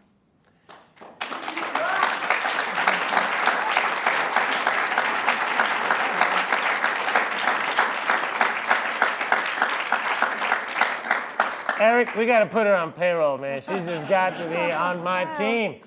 No, I mean, seriously, I wouldn't trade one damn Academy Award for one child that you've helped. Speaking of which, I want to make a quick thing. People go, man, you should have won an Academy. You should have been nominated at least for La Bamba. And I tell them, you know what? I get an Oscar every time someone like you says that to me. Because it's sincere, it's heartfelt. How many Oscars do you see people get and then you never hear from them again? That's right. You know, I don't want that. And as a matter of fact, that year, Vincent Gardenia got the nomination. And I heard from some insiders, and I got to join the Academy. That was enough for me. I get all the tapes and the CDs. Ooh, yeah. You don't understand. That's made me really popular on my blog. Anyway. No, he's not. We're not visiting you. Did you finish watching this one? Which we're not supposed to lend out, but whatever. What was I going to say about that? Oh, yeah. Vincent Gardenia, wonderful actor for years and years and years. Finally, a year or two before he died, was nominated for an Oscar. You know what? Vincent Gardenia deserved it that year, and I don't mind that I didn't get it. It's just a statue. I know it's perception, but one day I may get nominated when I don't deserve it as much as someone else. And that's just the way the world is. Okay, this is from Mike Cesaranco. How do you maintain your balance when you work in an industry that can at times challenge your spirit? Good question. Well, basically what we've just talked about. Selfless devotion to your brothers and sisters. Balanced devotion, of course. If you put yourself out so much that you hurt yourself, then you're not helping anyone. You're limiting the ability. You're like a parent in a sense. A parent who overindulges on their children to their detriment is hurting their children. You spoil your child, you're hurting your child. You may think you're giving them what's good, but there's too much of a good thing is not good. It's about knowing what it is you really want. What do you want? Why did you become actors? When I first was doing it, it's because I had some sort of innate talent. I saw Michael Jackson and Donny Osmond singing, and I thought I could do that. I'd see these actors acting, and I thought I could do that. I could be even more convinced. Why didn't he do this? I knew that I could do this, but at the same time, I just felt kind of, like since I was a little child, envisioned this exact thing. I saw myself speaking to lots of people. It's the weirdest thing. When I go speak for, sometimes I get involved in politics, which is a dirty business. Sometimes? Yeah, I campaigned for Dukakis, guys, I was way back, I told him not to wear that helmet. Anyway, Snoopy caucus, it was the funniest thing. No, you get out there and you share your passion, and the thing is, why are you there? If you're just there to become famous and make a lot of money, I tell you, you're gonna hurt. You're gonna hurt unless you're, one of the few handful that gets anointed right away to be worked till you're not profitable anymore. But if you're in this business because of an unseen thread that connects you to each other, that you don't know, I don't know you, but I love you already because you're here, because you took the time to be here, because you're a member of SAG, because you are my sister and brother. I love you because I know that no matter how different you may think you are from me, our blood is red, our nostrils are mostly two. We have much, much, much more in common than we have apart. And if we focused on that in our society, we could be a better society. But I believe that too much money is being made on divisiveness, on war, on death. There are people that have learned how to profit from chaos and destruction.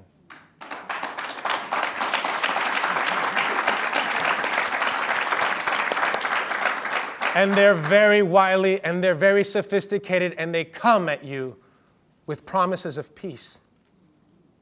Know that the devil isn't going to be out there with the horns full flaring.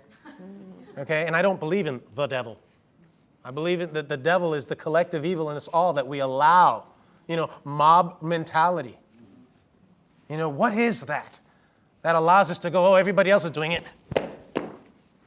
That, to me, is evil. And if you allow yourself to go there because everybody else is doing it, then you're nothing but a piece of dust in that storm. But if you can be that lone voice that says, guys, stop, please.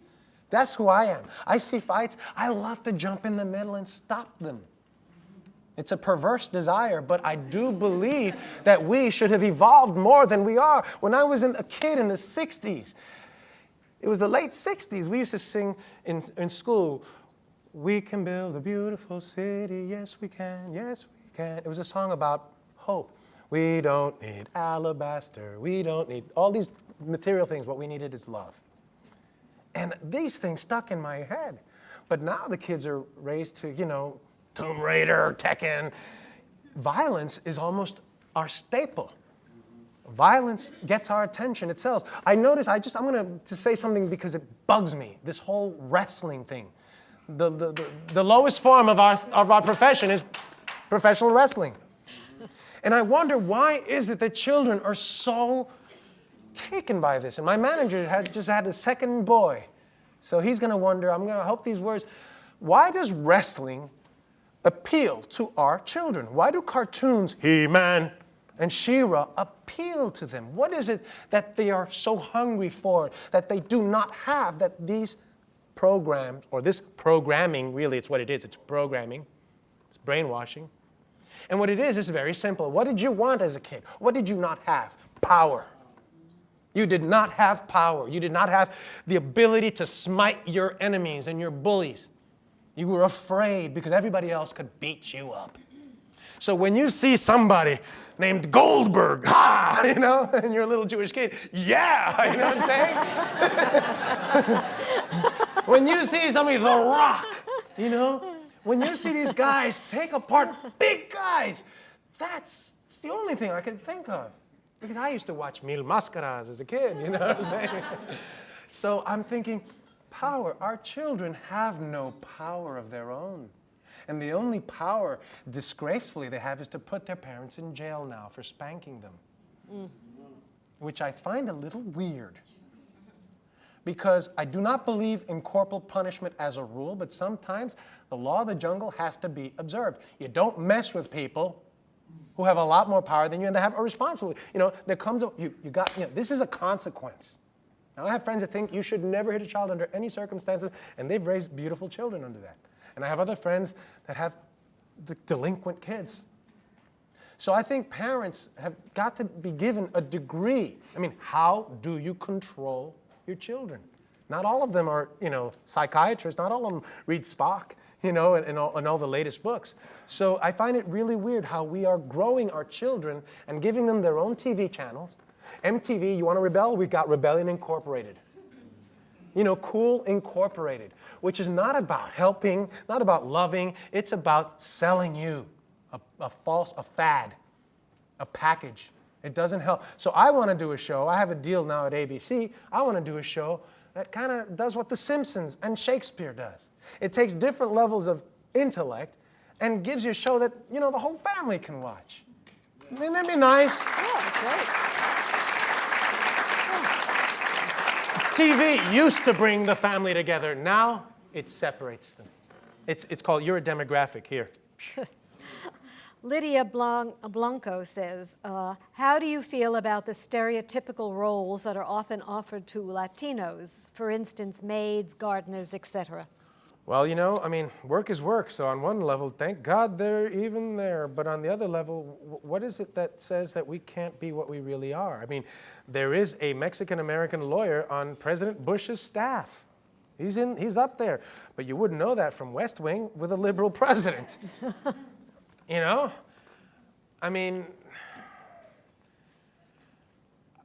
I believe that people want to do well by us, but are afraid of offending us even further, so they just stay away. And I just think it's up to us as a community to learn from our Jewish brothers and sisters. You don't see them getting trashed in this town. Sorry. You just don't do that. And that's a respect that was fought and earned. And I say, well, let's learn. They have what they call mishpucha. It's family. We protect our own. But like actors, our own community is divided. A lot of actors, the opposition, the people when it comes time to negotiate or even to get apart between each other, they count on our divisiveness. They count on our fearfulness. They count on our insecurities to keep us down. But I say we are the ghosts in the machine. We are the spirit that animates their projects, their machine. We sell their soap. We bring their audiences. We humanize their shtick. So do not take us for granted. Do not divide and conquer us. And that's what I don't want to get into the politics of the union now, but I'm very passionate about that. And I think that it's getting better. The fact that I'm a lieutenant on NYPD Blue is a step in the right direction, I have to say.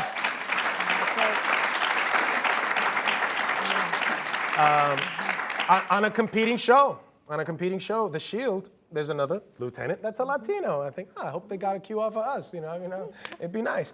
There are other shows. The Division, Lisa Vidal, who I went to high school with, wonderful actress.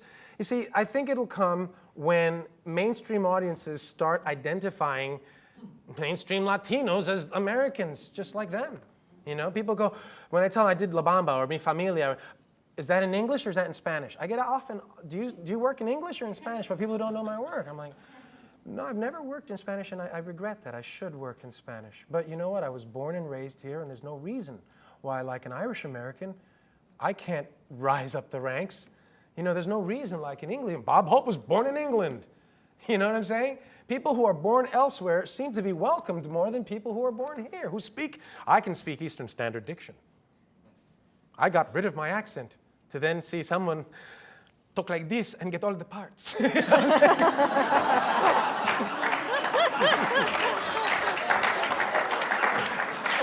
figure. Oi.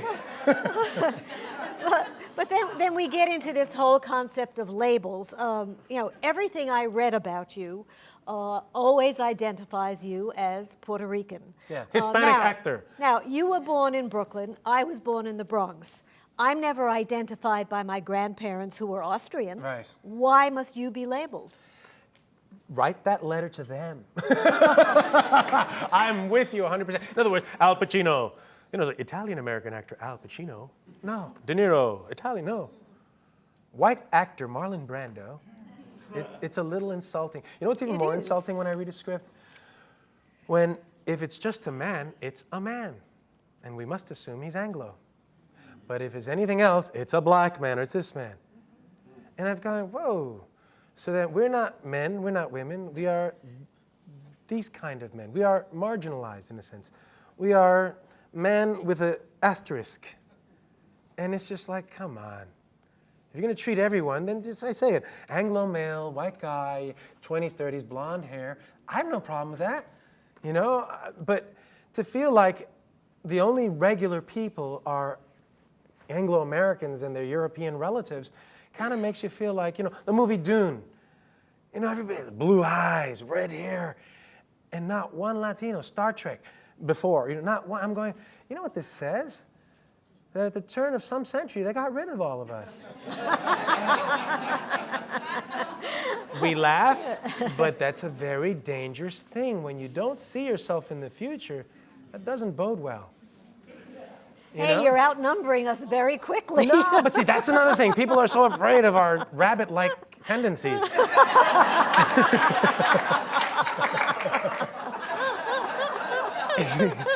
It worries me too sometimes. I got cousins. Hey, how old are you? You having kids? Hey. Well, no, actually, when I called Dahlia after you did my assistant Dahlia after you did Prophet Iguana, and I said to Dahlia, because I know Esai, at least he doesn't admit to having any children. I mean, I don't know the true story, but we can. They haven't been claimed. One of the few rumors I haven't heard about me. But what we usually do is when someone does something like that for us, we give them some copies, some DVDs and some tapes to take home for their family. And I said to Dahlia, well, how many nieces and nephews does Esai have? And Dahlia said, we stopped counting. Yeah. I adopt people. If you have a kid, there's a present here waiting for him. I didn't see that, by the way. How did it go? It was fun, right? Good, isn't it? I love reading. I don't know, by the way, and this is a total non sequitur, whether Bob told you that the person who did the directing and filming is Clay Westervelt, who's doing the film tonight. He did it. Good job. Blonde, blue-eyed Clay Westervelt. That's right. My Aryan god. Shik's a god. No. Pardon me. Okay, Delno Eby. How do you prepare for a role? Although each role is different, is there one thing you do to center yourself and would recommend to others? This is tough because I am a classically undisciplined, unorganized person. Classically. I went to school for that. Meaning, I don't have any one method. Every role kind of brings a different challenge. If it's very close to me, I just read it enough and it just comes out of me, you know. I find that the work is always finished on the day, on the set, because the actor across from me, or actress, the scene, the environment, has a lot to do with my state of being. I've winged a lot more things than I care to admit, to be honest with you. I've winged a lot of things, including this. I was like, I'm not prepared. What am I going to say? I guess life prepares you for this. It depends on how intimidated I am by the role. As in La Bamba, you sit and you schmooze, you talk, you absorb someone's biorhythm.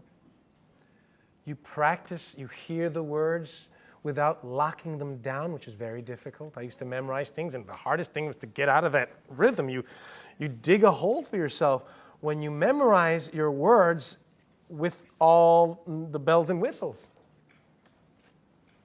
So what's important is to basically, look at the material first. I take my hat off and I kneel in humble respect to the writer, whence from all of our craft hangs upon their talent, the writer. The writer will give you so many clues if you look for them. If you don't, you'll go to the set and be rudely awakened by other people who actually read the thing. They'll go, yeah, it says right here, you should read the script, it's pretty good. I've said that and almost have had that said to me on a couple of occasions. The point is, you just look for truth. You prepare yourself by getting to read the owner's manual.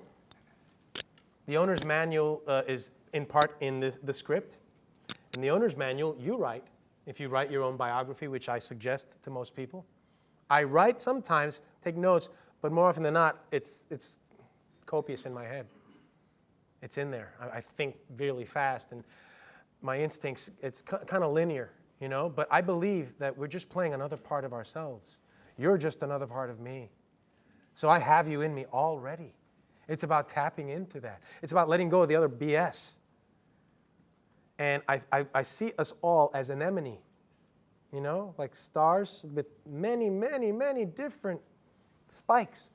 And each spike is an aspect of ourselves. And the further out you go on that, the more defined your character can become. So, you just sit in your part. You look at the owner's manual. You read what the writer says about you. You read what your other characters, and then you fill in the blanks. It's really like doing, if you're an actor who does it from the inside out, you get the skeleton. And then you, little by little, experiment, and you try different things. And you put the flesh on there. And you know what? That organ doesn't belong there. And you put this. And you do it. You do it. You practice it with your friends. You do it in your head. You do it when you're driving to work. I get most of my work ideas when I'm at play. I party and I drink, or sometimes. I don't always, because, I'm 40 years old, nary a wrinkle, okay? Believe me, for every cell you take out, you better replace. Vitamins, minerals, good spiritual life. Seriously, live your life so you could sleep at night. Sleep is the ultimate healing. So I prepare for a role with some prayer. I have to admit, I've gotten there, God, please help me. I had to say. You cannot exclude divine intervention. You're hurting yourself. And basically, you ask for the spirit of the character to indwell in you. You actually, from my Catholic upbringing, this is a little taboo, you ask to be indwelt. You ask to be possessed. I think I heard the brilliant channeler by the name Gary Oldman. You've heard of him? That guy's a channeler to me. Okay, that man he's possessed. And And it's wonderful. It's wonderful because you're in a car that you've read all about, and after you know, who reads the whole owner's manual anyway, right? But you get the gist. You get the truth of your character. And then you get in the car and drive, and you're no longer looking at the manual. You're now knowing that you're in this car that does this and that, and you know whether you got maneuverability or if you're going to rent a car that's too wobbly. You got to know these things. You got to know who you are, where you are, what you want, and how you're going to go get it. That's all. You don't have to know how it comes out. But you have to know, it's like tennis, man. Somebody does this, you got to do that. Somebody does this, you have to respond to the other actor. That's why I don't lock my stuff down, because I get the most from my fellow actor and actress. I get the most from them because, what they bring to the table and what I bring to them, then that's organic. It's reacting off of each other. It's literally living that moment with the great as if it were the very first time, even though you've just gone through it. And I just went through that with this play. And it's really weird because, I'm a hamster, man. Not a gangster, I'm a hamster, We live to squeeze every drop of emotion out of a scene that we can. And this is a problem, I think, with I have to say, a Latino-centric thing. If you look at our soap operas, no!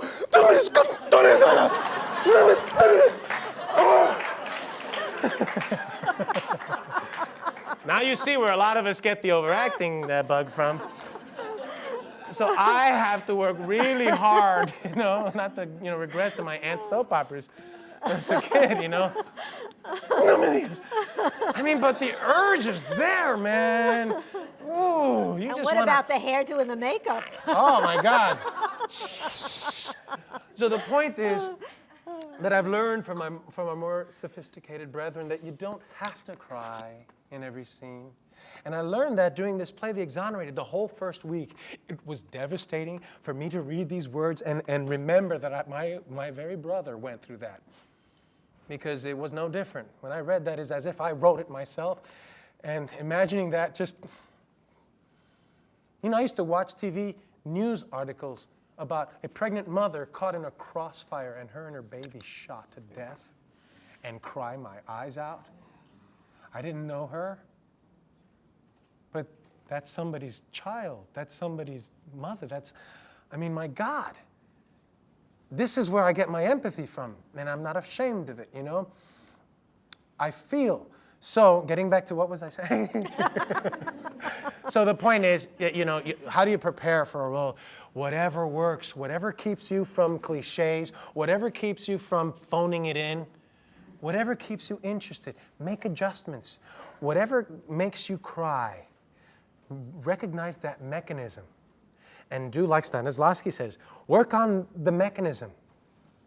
When you were a little kid and your sister used to brush your hair out, brush your hair.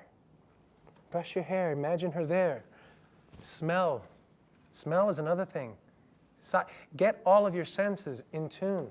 There's a checklist. You guys have been to the acting classes. There's lots of things you can do. But the thing that you must remember is what works organically for you. So getting back to why I was saying what I was saying, I remember now, is that the whole first week I cried. I cried about my brother, and I impressed myself. I was like, this is, ooh. When your hair stand up, I'm like, I'm good. I was like, yeah. And then Robert Vaughn took over for Robert Carradine. Now, none of their actors, they just had different things, and I saw Robert Vaughn do some of the most incredible character work I've ever seen in my life. Different. Good, they're both good, but the same words, different. And I see the other actors, and I'm going, you know what? I would see when some of them would try to cry, and I thought maybe they were trying to be as melodramatic as me, and it didn't work for me. And I was like, you know what, just say it. So the whole second week was a study in minimalization of my emotionality. I'm thinking, okay, this all happened to me. Do I cry every single time? How many victims have you seen interviewed and they talk about how their brother was murdered, and just like that? And it's almost more devastating, the kind of nonchalant blaseness that they talk about it with. So the whole second week was about Don't let them see you cry, which can make you want to cry. Trying not to cry. How many people out there have tried not to cry? It's a mechanism that happens inside of you.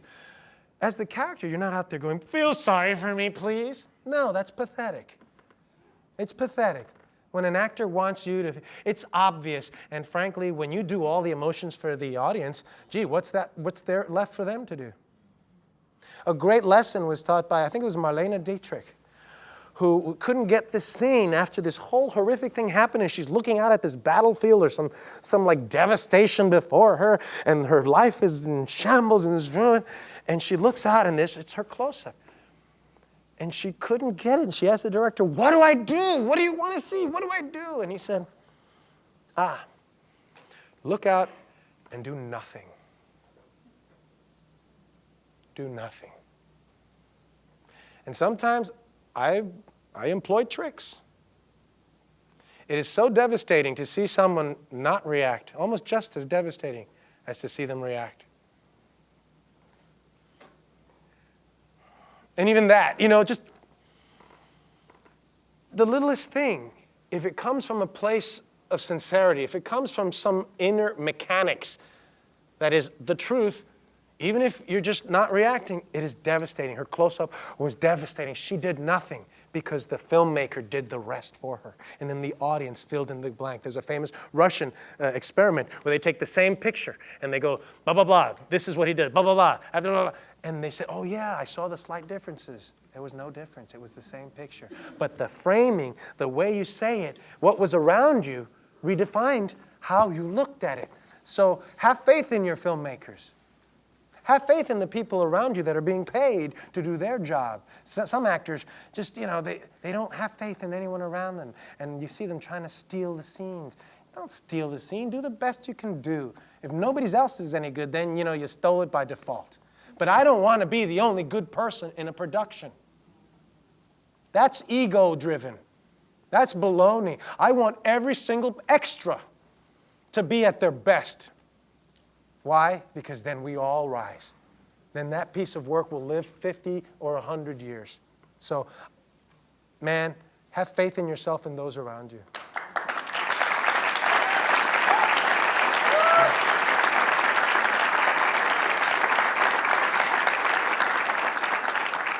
This is from Ren Hanani.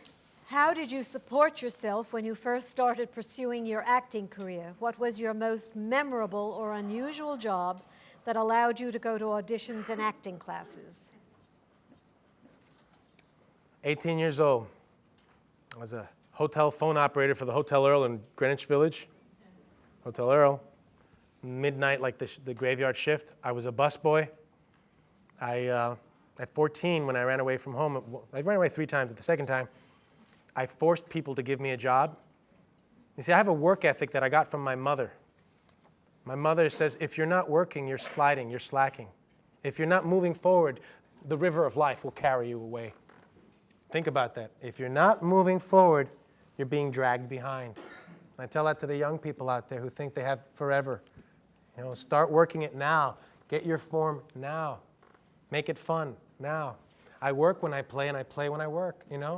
It's all it's combined. So there was something.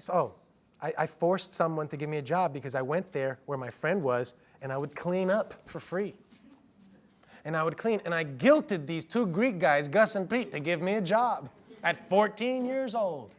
They hired me because I worked better than the people on their own payroll.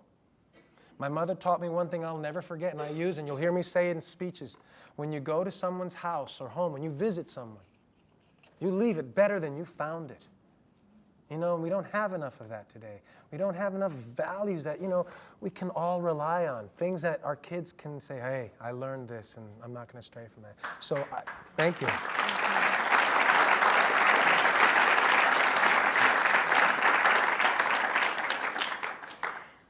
This is from Dan McLaughlin, and this may be a little bit difficult to answer. Okay. Who do you consider to be the best actor you have ever worked with? Wow. I told you it was difficult. That is difficult because, working with Dennis Franz has got to be, peace.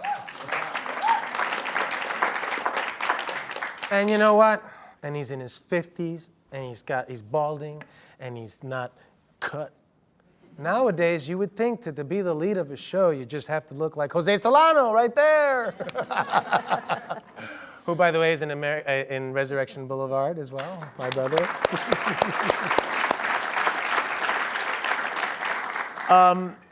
You know,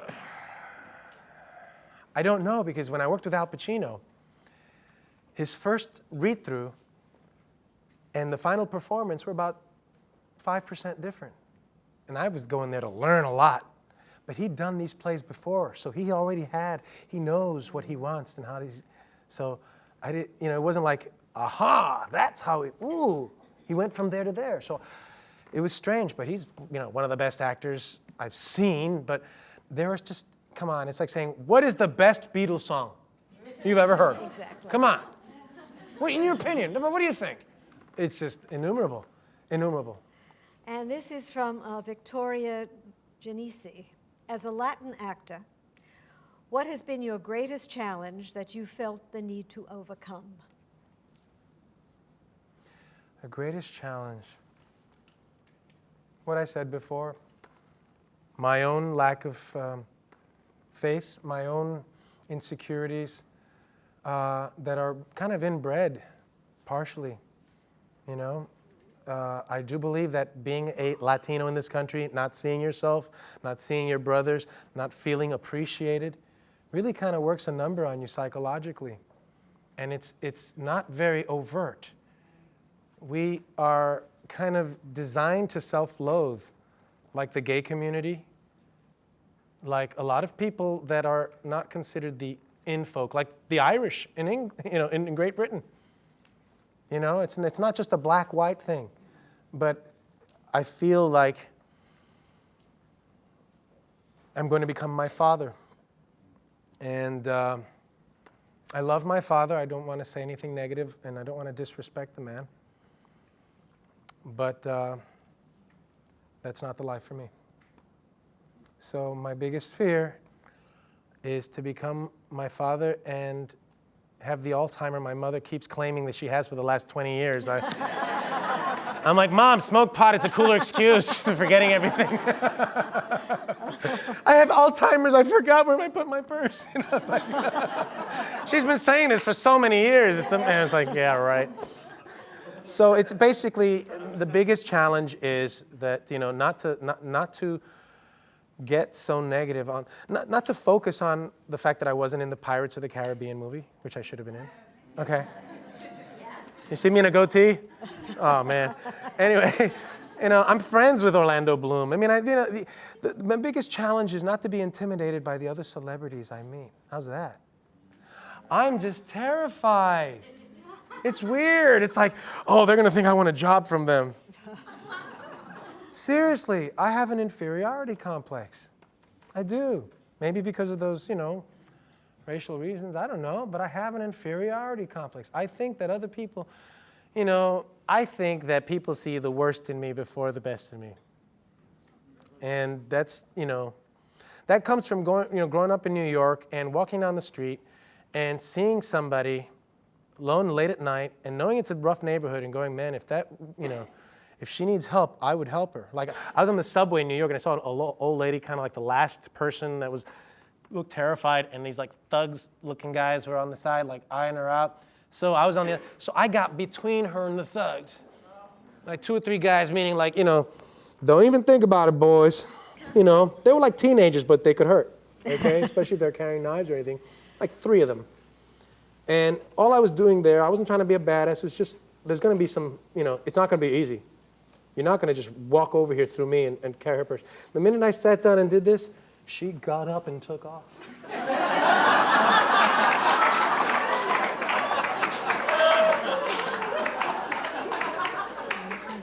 I would have risked my life for that lady.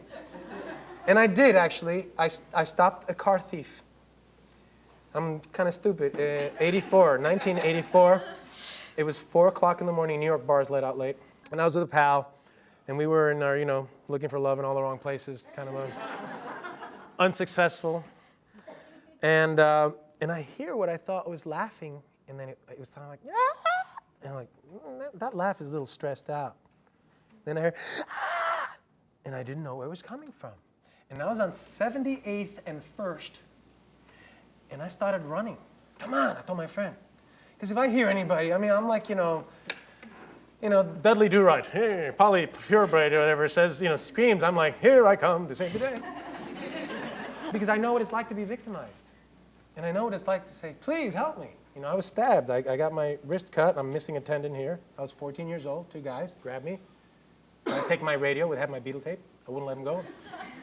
And seriously, I wouldn't let it go. And they cut me, and I was in shock and sitting alone, and this stranger lady, blonde Upper West Side woman, gave me $5 to take a cab. And to this day, I wish I could tell her thank you. But for that reason, I will always help anyone who's in distress, if I can. Well, I think that for everyone here tonight, we can say 2 things. One, Esai learned his mother's lesson. He's left us all a lot better than when we came in. And 2, thank you.